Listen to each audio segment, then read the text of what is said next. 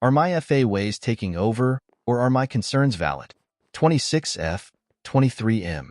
I, 26F, have been dating my current partner, 23M, for a little under a year, and we've been in a relationship about for 2 months next Tuesday. I love him a lot, and we've had numerous conversations about building a life together.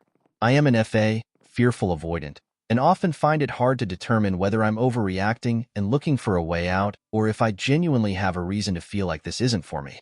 I've always had the habit of rushing to leave, so I could avoid getting hurt, but I chose to be with this man, and I do really want to be with him, so I changed that. I should mention a few important factors like he lives at home, but 99% of the time we're at my apartment. I expressed if he's going to be there every day, I need him to start helping with bills, and he happily agreed because it would take some weight off of my shoulders, and also said if he's basically living with me, it's only right. Now I'm on here because I just want your honest advice on the following. I made a pros and cons list, not because I'm in looking for a way out, but to piece together how I've been feeling and make a decision with the clearest head possible. Most opinions on the list are biased, so I wanted to say that. Pros. I find him very handsome. I'm genuinely attracted to him, and we have great chemistry. He's very caring, and he speaks to me gently. Something I haven't experienced with many partners, sad to say. He helps out with small household tasks like washing dishes and taking out the trash. His family likes me. I genuinely believe he loves me. This is his first very serious relationship, and I know this is a different experience for him. I teach him a lot, and I'm basically showing him a lot that he isn't used to. Cons. He's always responsible for taking someone somewhere. Example. He's the youngest in his household. He lives with an older brother, 25, mom, 40 plus, and grandma, 70 plus. If any of them call needing a ride from work or a ride from anywhere, he does. And I'm not just talking immediate family. We're talking cousins, friends, most of his family. There's also oftentimes they get mad when he says no, or guilt trip him into saying yes. I've actively asked him to work on this boundary. You can't take care of everyone else without worrying about yourself first. They don't really give him gas money or help him when the car is out of commission. I don't feel like he's driven enough to change his future. He isn't currently working. I just recently helped him get his security license, but even with that, there was no sense of urgency in getting that done. I had to keep bringing it up and pushing him to complete it. Now that he has it, he applied for a job or two, but isn't actively looking for work despite his current situation. So I took it upon myself one morning to look up some jobs, and I gave him a number to call and even advised him on what to say. He froze up, and I ended up doing all the talking and got him the interview. He hasn't heard back, and he said he called the 2 places he applied to a few times today and didn't hear back. But if one place doesn't answer, why not keep trying to find a different opportunity then? Broken promises. Towards the end of August, I got notice they were raising my rent, and I was a little stressed, but he assured me that he would help me out. Being that it was so close to needing to pay September's rent, I said I would pay it, and he could help the following month. He ended up not doing that, so I asked for help for October. I asked for $100 one week and told him I'd need $600 the next. He followed through on that. I recently asked for $100, and he said he got me.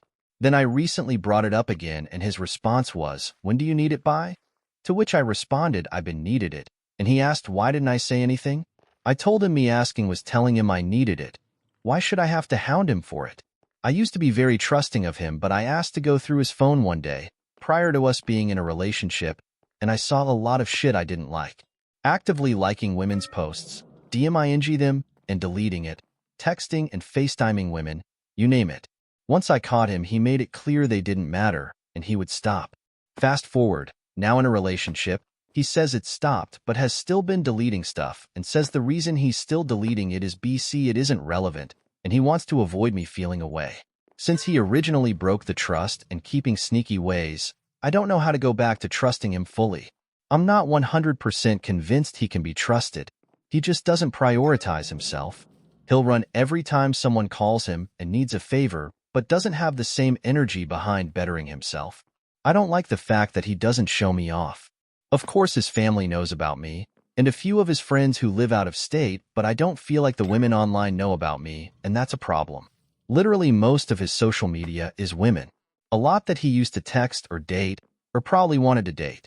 I genuinely feel like he doesn't want it to seem like he has a GF, because he wants to leave that opportunity open for women to come back if we break up.